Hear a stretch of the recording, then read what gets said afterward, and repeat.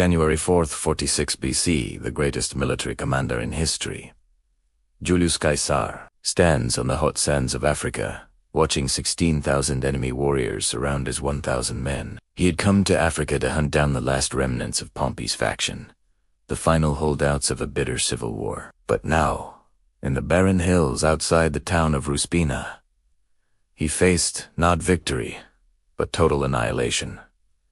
Just picture it. 1,000 Roman soldiers, their iconic red cloaks, a stark contrast against the yellow sand, are completely encircled. They are a tiny island in a sea of Numidian cavalry, whose war cries echoed off the rocky outcrops like thunder from an approaching storm. The math was simple and terrifying. 16 enemies for every single Roman. There were no reinforcements within 50 miles. There was no escape route through the swirling mass of horsemen who moved like the desert wind itself, appearing and vanishing behind clouds of dust that turned the afternoon sun into a blood-red disk. What most people don't realize is just how desperate Caesar's political situation was back in Rome. The civil war that had torn the Republic apart for years was supposed to have ended with Pompey's death in Egypt. But two of his staunchest allies, Cato the Younger and Metelesic, had fled to North Africa and rebuilt the Republican resistance. They now commanded an army of 60,000 men, including the legendary Numidian cavalry of King Juba. These were warriors born in the saddle, who could famously put 3 arrows in the air before a Roman legionary could even draw his gladiator. Back in Rome, Caesar's political enemies were circling like vultures, just waiting for news of a disaster. One major defeat, one broken legion, and they would strip him of everything he had fought for. This wasn't just another campaign. This was Caesar's final, desperate gamble for absolute power over the Roman world. The day had started as a routine foraging expedition. Caesar urgently needed supplies for his 6 undermanned legions camped near the coast. African grain was scarce, water was even scarcer, and his men had been on half rations for weeks. The local terrain was a nightmare for Roman tactics, favoring his enemies completely. Unlike the forests and rivers of Gaul, where his legions excelled, Africa offered endless open plains. It was a playground for cavalry, allowing them to maneuver freely while Roman heavy infantry suffocated in tight formations designed for European warfare. On that January day, the temperature climbed past 90 degrees by mid. Roman armor, normally a soldier's protection, became a bronze and leather oven, slowly cooking the men inside. Now, here's what the history books often gloss over. Caesar's tactical blindness that morning. His elite Germanic cavalry, the same horsemen who had won him decisive victories in Gaul, were completely useless in African conditions. Their heavy European mounts couldn't match the speed and agility of the smaller, tougher Numidian horses. Their weapons were all wrong for desert warfare, and they had never faced an enemy who could fire arrows with lethal accuracy while retreating at a full gallop. This was a whole new kind of war. Even worse, Caesar's intelligence about the enemy numbers was catastrophically wrong. His scouts had reported a few hundred Numidian raiders, a minor nuisance. The reality was 16,000 of King Juba's finest cavalry, a massive, disciplined force. And to make matters 100 times worse, they were commanded by Titus Labienus. This was Caesar's former the man who had fought beside him for years in Gaul. Labienus knew every Roman tactical formation, every signal, every trick in Caesar's playbook, because he had helped perfect them. This wasn't a random encounter. It was a meticulously planned trap, months in the making. Cato and Scipio understood Caesar's psychology perfectly. They knew his weakness. He needed victories.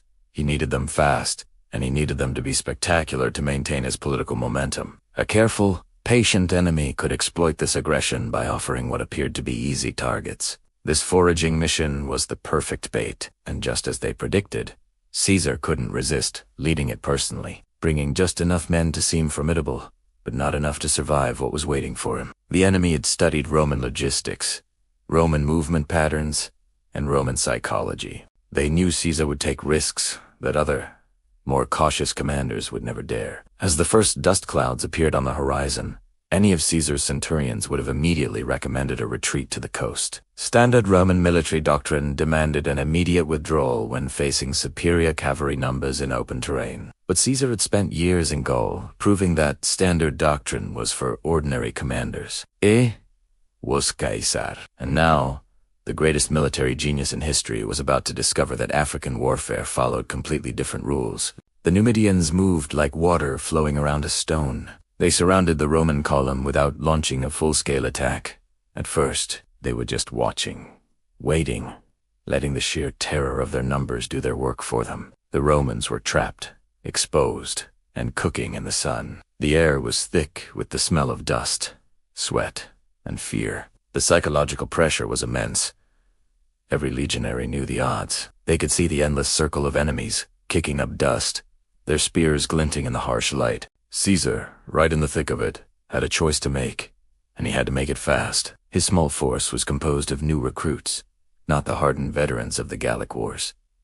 They were already showing signs of panic. The Numidians began their terrifying harassment tactics, riding in close to hurl javelins, and then darting away before the Romans could respond. The Roman formation, designed for close-quarters fighting, was useless against these ghost-like attacks. Their own javelins, the pila, were heavy and had a limited range. The Numidian skirmishers were always just out of reach. For the first time in a long time, Caesar was out. Labienus was using Caesar's own tactics against him, creating chaos and confusion.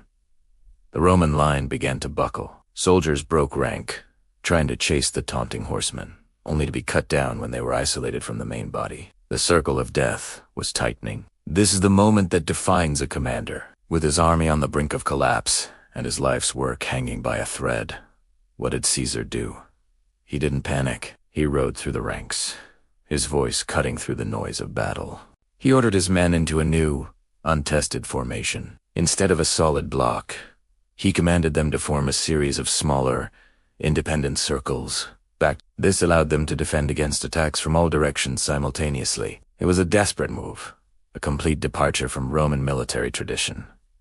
But the real stroke of genius was yet to come. Caesar noticed that his archers and slingers, who were mixed in with the infantry, were being targeted relentlessly. They were the most vulnerable, so he gave another shocking order.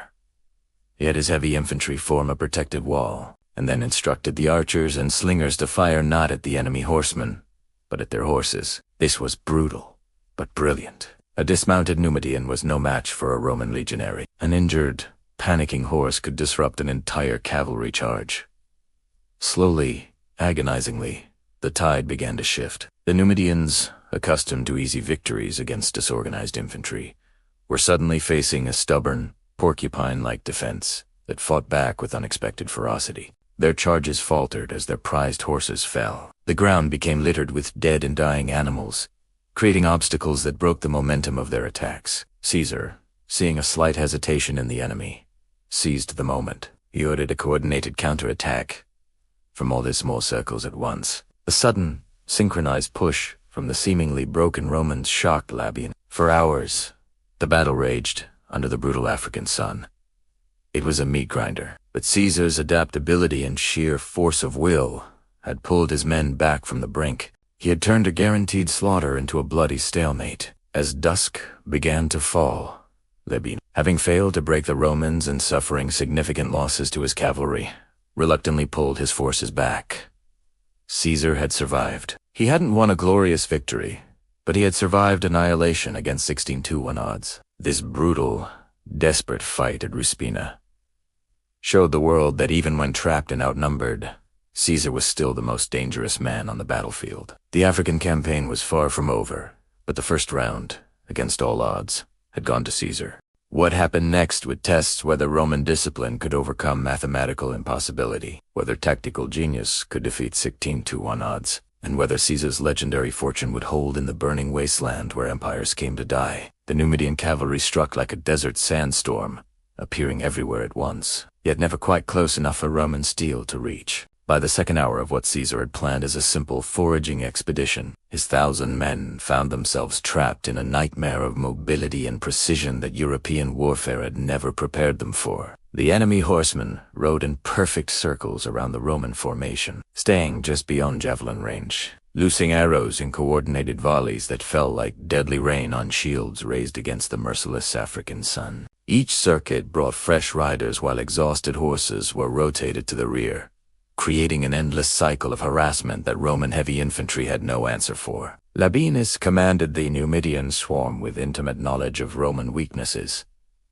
Caesar's former top lieutenant had spent years learning how legions moved, how they thought, how they reacted under pressure. Now he used that knowledge like a surgeon's knife, probing for soft spots in formations he had once helped design. Every false attack drained energy the Romans couldn't spare. Every retreat mocked their inability to close with enemies who fought like ghosts, made of dust and arrows. The killing began in earnest as the sun reached its peak. Numidian javelins found gaps between shields with surgical precision. Men who had survived Gaulish forests and Germanic charges fell to weapons they could uneven see coming, launched from horseback by warriors who could hit a target at full gallop from 50 yards. The wounded couldn't be evacuated because there was nowhere to go. They lay in the center of the formation, their groans adding psychological pressure to the physical exhaustion. Roman discipline held, but Caesar could see doubt creeping into veteran faces as arrows continued to fall and no Roman weapon could reach back.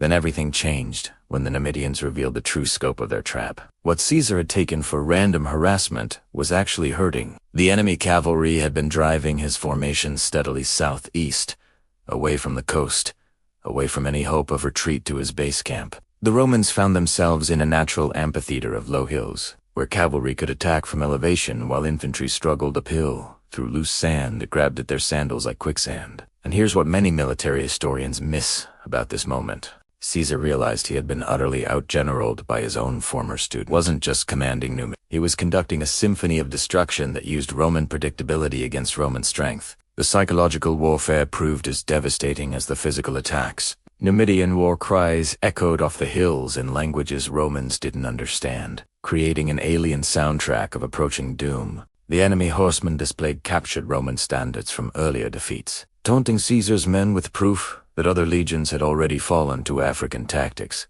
Some Numidians rode close enough to shout Latin insults learned from deserters, calling the Romans cowards who hid behind shields because they feared honest combat. Every taunt was calculated to provoke the Romans into breaking formation, into charging after enemies who would simply melt away and return with arrows. By the fourth hour, Caesar faced a crisis that threatened to destroy more than just his army. His elite Germanic cavalry, the horsemen who had won him Gaul, proved utterly inadequate against Numidian mobility. 3 separate cavalry actions ended with Caesar's horsemen streaming back to the protection of the infantry squares, their mounts lathered and exhausted, while the enemy seemed as fresh as morning. The mathematics of attrition were becoming impossible to ignore. Roman arrows were finite, water was running low, and the African sun was turning armor into instruments of torture. This was the moment of decision. The entire African campaign, and with it, Caesar's life and legacy, balanced on a knife's edge. But Caesar did something completely unexpected,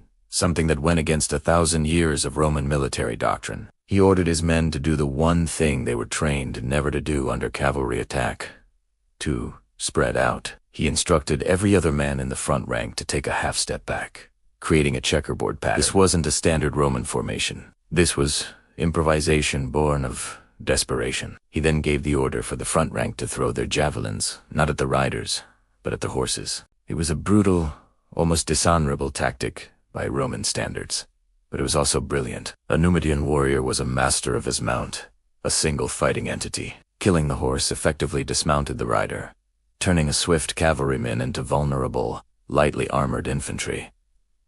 The effect was immediate. Horses screamed and fell, throwing their riders into the sand. The perfect circles of the Numidian cavalry were broken by the chaos of fallen animals and men. For the first time all day, the Romans had targets they could reach. Seizing the opening, Caesar himself led a charge, not with his exhausted cavalry, but with a hand-picked group of his toughest centurions and veterans on foot. It was a mad gamble, a commander-in-chief leading a forlorn hope. But seeing their legendary general charging into the fray, his famous red cloak billowing behind him, ignited something in his men.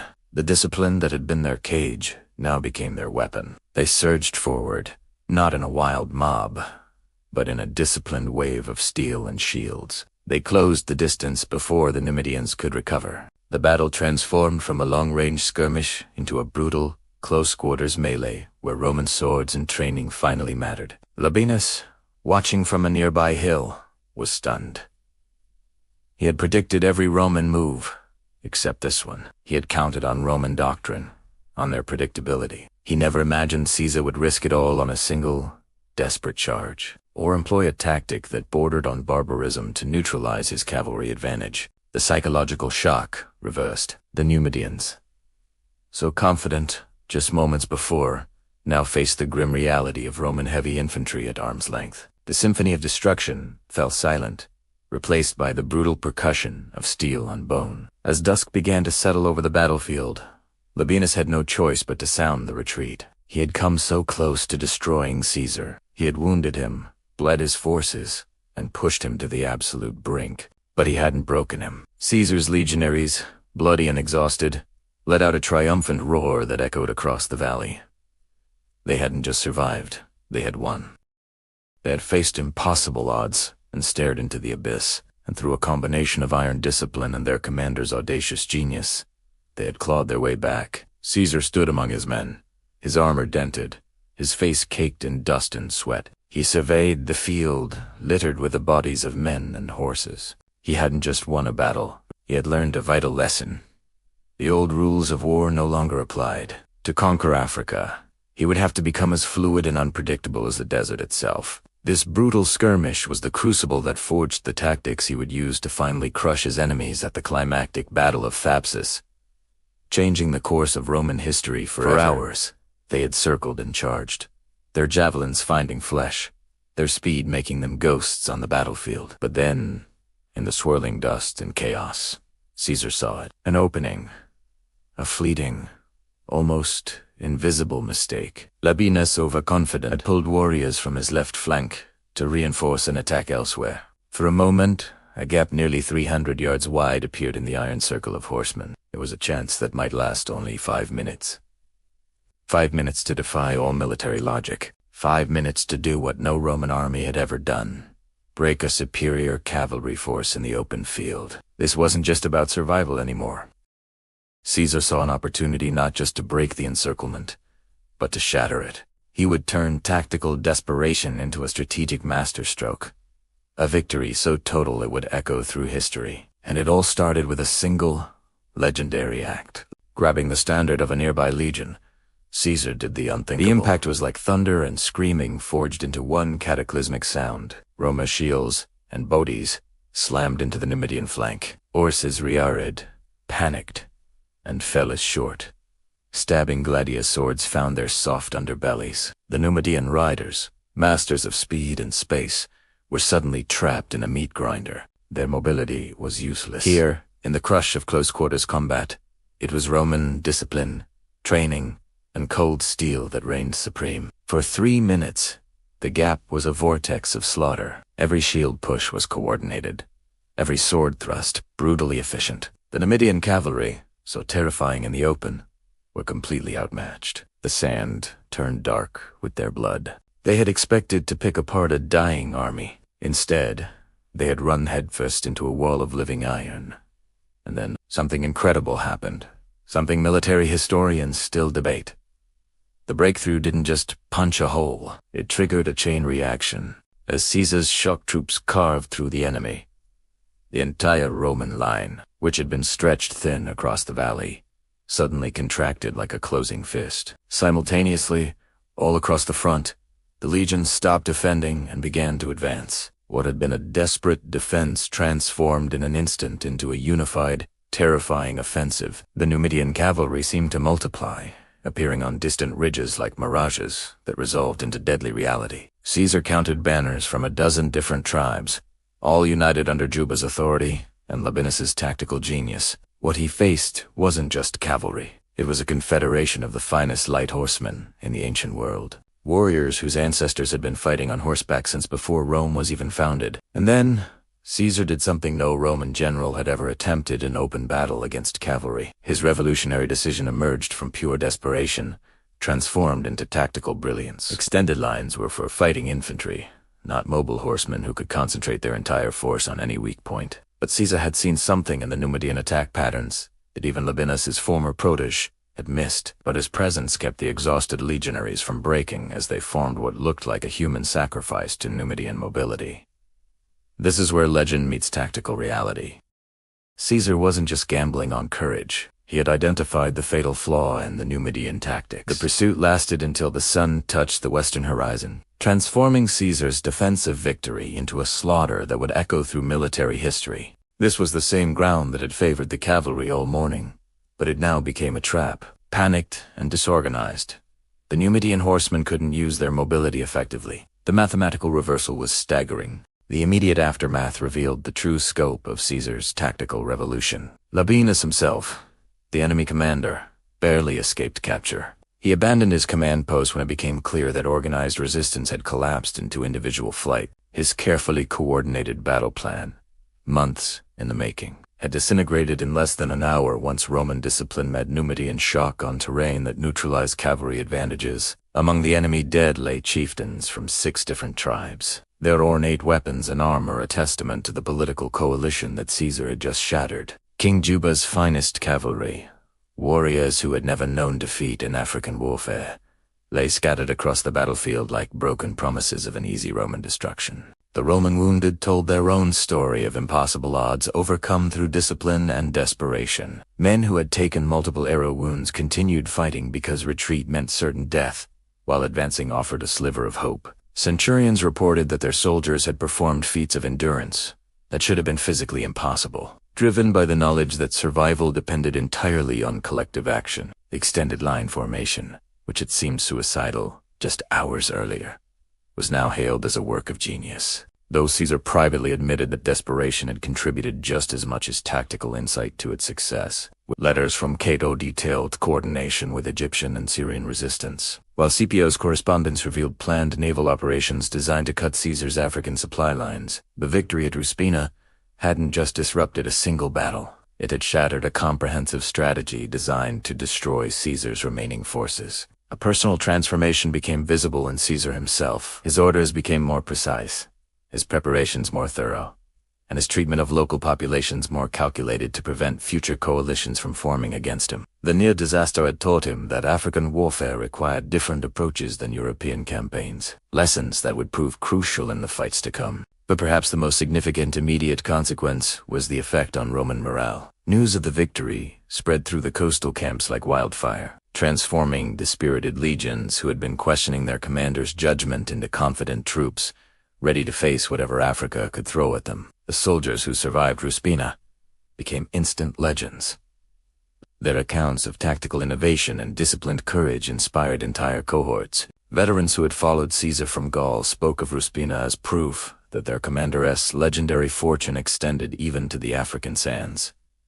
As darkness fell on the battlefield, Caesar stood among the bodies of the enemies who had surrounded his 1,000 men just 12 hours earlier. He understood that this victory had changed more than just tactical doctrine. It had preserved his African campaign, disrupted the enemy's entire strategy, and demonstrated once again that audacity, combined with discipline, could achieve the mathematically impossible. The victory at Ruspina transformed Caesar's African campaign from a desperate struggle for survival into a systematic conquest. Within 6 weeks of the battle, 3 major cities opened their gates to his legions, rather than face a siege by the commander who had turned impossible odds into tactical doctrine. The city of Thapsus fell after a single day's fighting, partly because the enemy cavalry refused to charge Roman formations that might employ those same devastating tactics. Utica surrendered without a fight. The psychological impact of one afternoon's battle rippled across North Africa like an earthquake, shattering alliances that had taken months to forge. The tactical innovations pioneered at Ruspina became standard Roman doctrine within a generation. Military engineers studied Caesar's use of terrain to channel cavalry into infantry killing zones. Staff officers analyzed how extended formations could neutralize mobility advantages.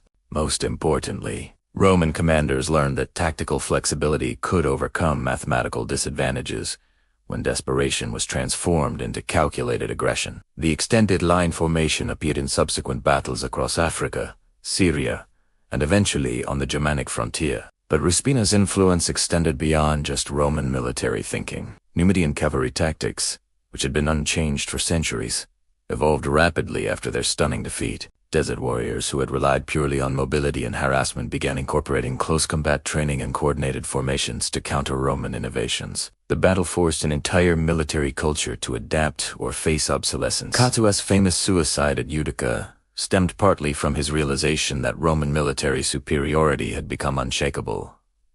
After Caesar proved that even the finest allied troops could stand against Caesarian innovation, the battleless legacy lived on in the soldiers who survived it, and the stories they told for decades. Veterans of Ruspina formed the backbone of legions that conquered Egypt, fought at Actium, and eventually established the Roman Empire under Augustus. Their first-hand knowledge of tactical innovation under impossible pressure became an informal doctrine, passed down through the ranks. They proved that impossible odds become possible when tactical innovation meets disciplined execution. On January 4th, 46 BC, Julius Caesar watched 1,000 of his soldiers prove that mathematical impossibility must yield to tactical genius when desperation is transformed into calculated audacity. Thanks for watching. If you enjoyed this deep dive into military history, make sure to like, subscribe, and hit the notification bell for more stories of tactics, strategy, and leadership. See you next time.